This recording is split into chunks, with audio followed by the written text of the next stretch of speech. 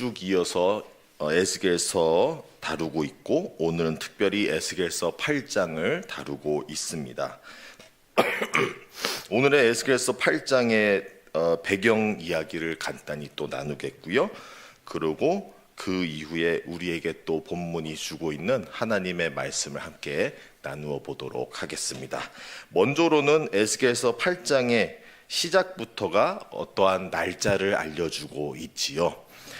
이때를 학자들은 주로 우리가 남유다, 북이스라엘은 이미 망한 지 오래되었고 남유다가 이제 망해 가고 있는 그 과정 속에서, 그래서 아예 다 망한 게 아니라 지금 주전 605년경 바벨론에게 1차 포로기에 끌려간 사람들이 있고, 그 다음에 아마도 에스겔과 또 우리 여호와긴이라는 그 마지막에서 두 번째 왕, 시드기야 왕 전 왕이 끌려갔을 때가 2차 포로기 주전 597년경일 거고요.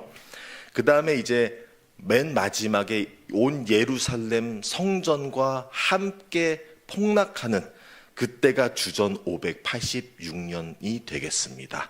이렇게 해서 1차, 2차, 그리고 마지막 3차 포로기까지 해서 마지막 예루살렘 성전이 완전 망하면서부터 그때가 남유다가 완전히 폭락하였다라고 우리가 이해하고 있는 바인데요.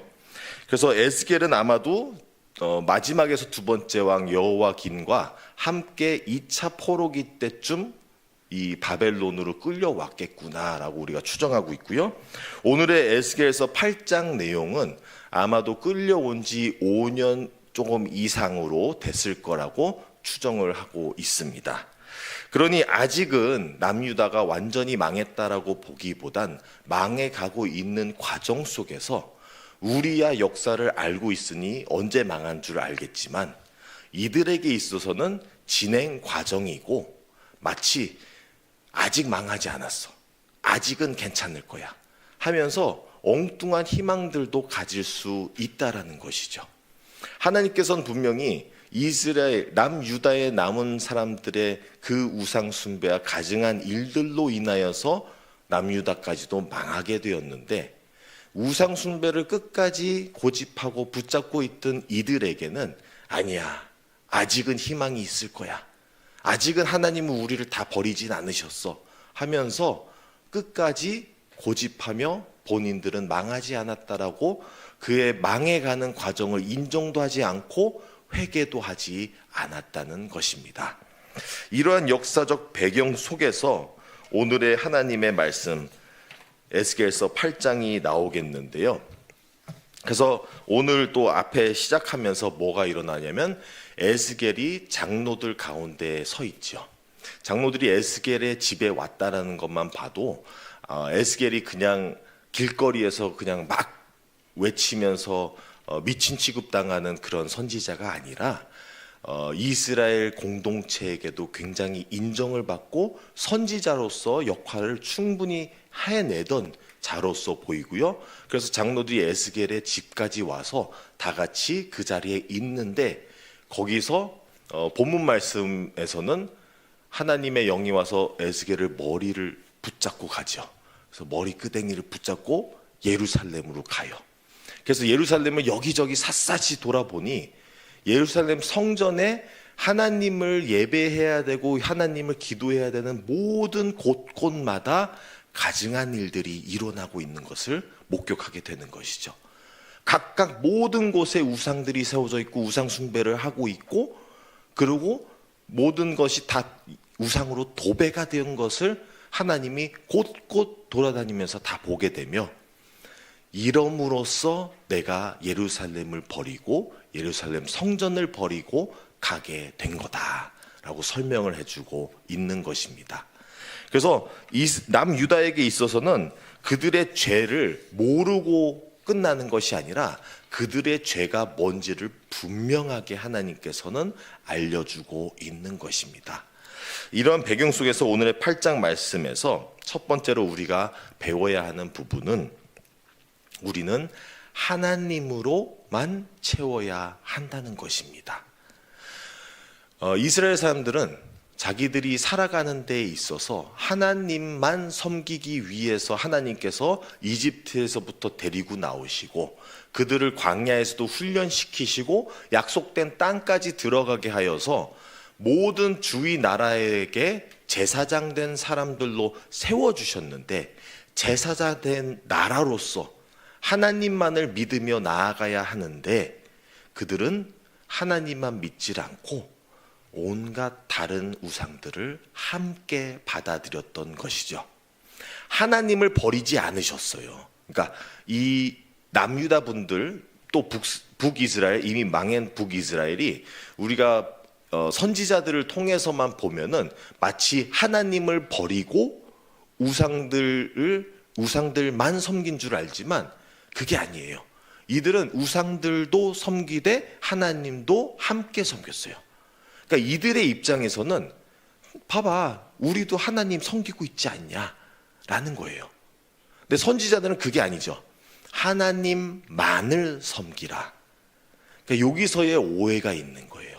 하나님만으로만 채워야 되는데 온갖 다른 것들을 함께 담아두고 있다라는 점이 바로 죄의 대가인 거고, 그 죄로 인하여서 하나님의 영광이 이스라엘을 떠나는 현상을 우리가 보게 된다는 것입니다. 우리는 분명하게도 우리의 삶 속에서 우리의 마음과 우리의 모든 것이 하나님만으로 채워야 하는 부분인데 우리 또한 다른 것으로 채우고 있지 않나 함께 검토해 나아가는 시간이 되기를 바랍니다. 두 번째로서 좀 더 자세히 본다면 우상을 우상으로 깨달아야 하는 분별력이 필요한 것입니다. 물론 지금 오늘 배경으로 하고 있는 북이스라엘과 남유다는 우상이라는 것이 뚜렷하게 보일 수도 있고 물질적인 요소로 왔어요.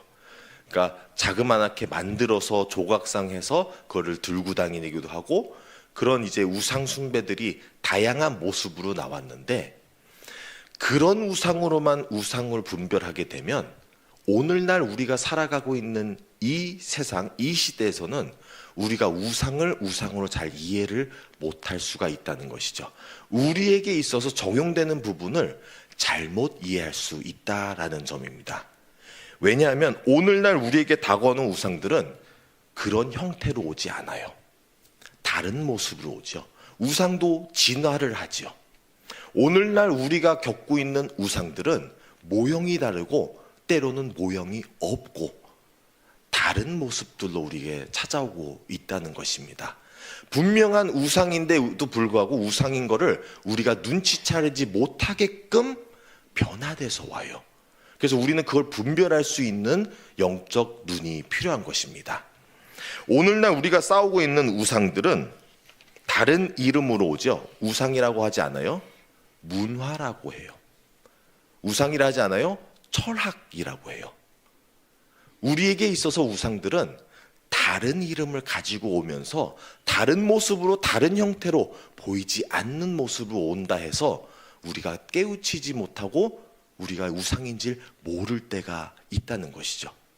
우리가 살아가고 있는 세상에서는 우리에게도 우리가 믿는 신앙을 좁히고 우리에게 믿는 신앙을 자그마하게 만들어가는 과정을 갖고 있어요. 그래서 뭐라고 하냐면, 괜찮아, 철학은 다른 분야고 문화도 다른 분야고 너희 신앙은 종교라는 분야야.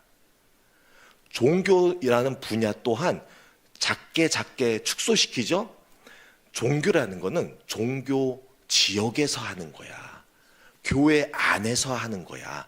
너희는 또 특별히 하나님을 믿지 일요일에만 하는 거야 라고 알려주는 것이죠. 과연 그럴까요? 하나님께서 하나님을 믿는 것을 북이스라엘과 남유다에게 알려주실 때 너희는 안식일에만 와서 그때만 나를 기억하고 성전에만 와서 또는 성막에만 와서만 나를 알라라고 하셨을까요? 하나님께서는 모든 걸 다스리고 모든 우리의 삶의 영역 안에서 하나님을 섬기게끔 하셨는데, 오늘 우리가 사는 세상에선 괜찮아 하면서 다른 보이지 않는 우상들이 함께 들어와 있다는 것이죠. 우리의 신앙생활을 축소시키고 한정을 짓고 우리가 이렇게 해도 돼, 그거까지만 하면 돼, 그리고 나머지는 세상 사는 것 같이 하면 돼 라는 우상으로 우리 삶 속에 깊숙이 들어와 있다는 것입니다. 그래서 우리가 이런 우상들을 분별하지 못한다면 우리는 여전히 신앙생활을 마치 주일에만 하는 것이고 교회 안에서만 하는 것이고 우리가 가끔 때로 하나님 필요할 때만 하는 것이고 나머지는 세상의 문화와 세상의 철학을 가지고 살아도 된다라고 착각할 수가 있다는 것이죠. 그러한 잘못으로 인해서 오늘날 제일 큰 또 동성애라는 그런 문제도 괜찮아, 종교 생활은 종교 생활 안에서 하고 동성애는 그건 다른 문제야 라고 들어오는 거예요. 그래서 이 모든 다른 가증한 일들이 모습을 바뀌어서 우리에게 들어오기 때문에 오늘날 우리도 못 깨닫히고 우리의 젊은 세대들도 눈치를 못 채게끔 뒤섞어 가지고 들어오기 때문에 우리에게는 괜찮아 괜찮아 하면서 우상 숭배를 하게끔 만들고 있다는 것입니다.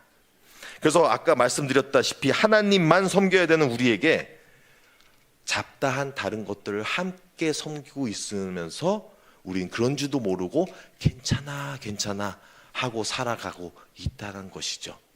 우리는 우리가 우상을 뚜렷하게 깨닫기 위해서는 영적으로 깨어 있어야 되고 그 모든 분야, 철학과 문화와 우리의 세상 속에서 있는 모든 분야에서도 하나님을 기억하며 하나님을 적용하며 하나님 안에서 살아내려고 해야만 우리가 싸워 이길 수가 있다는 것입니다.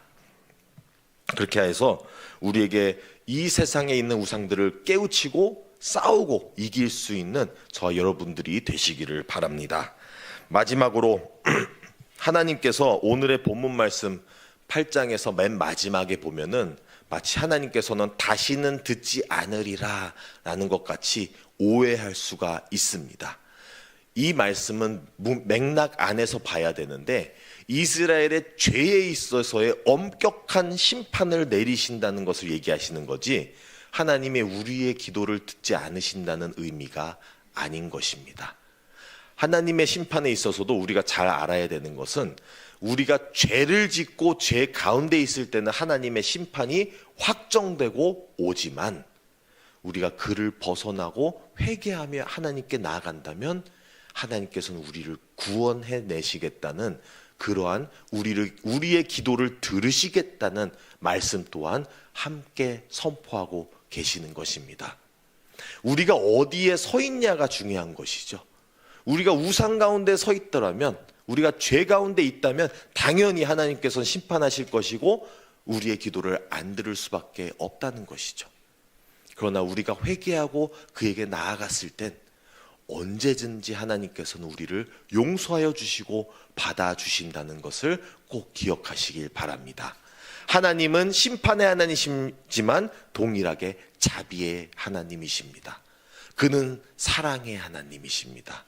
그러므로 우리가 우리의 죄를 뉘우치고 그에게 나아갈 때 그는 우리를 용서하여 주시고 구원으로 이끌어 주신 것입니다.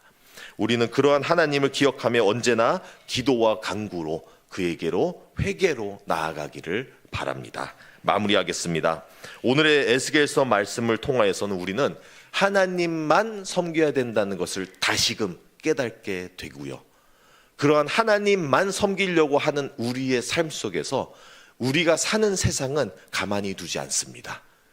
다양한 잡다한 가증한 우상들을 다양한 모습으로 숨겨서 우리에게 가까이 두고 괜찮아 괜찮아 겸사 함께 섬겨도 돼라고 얘기해주고 있습니다.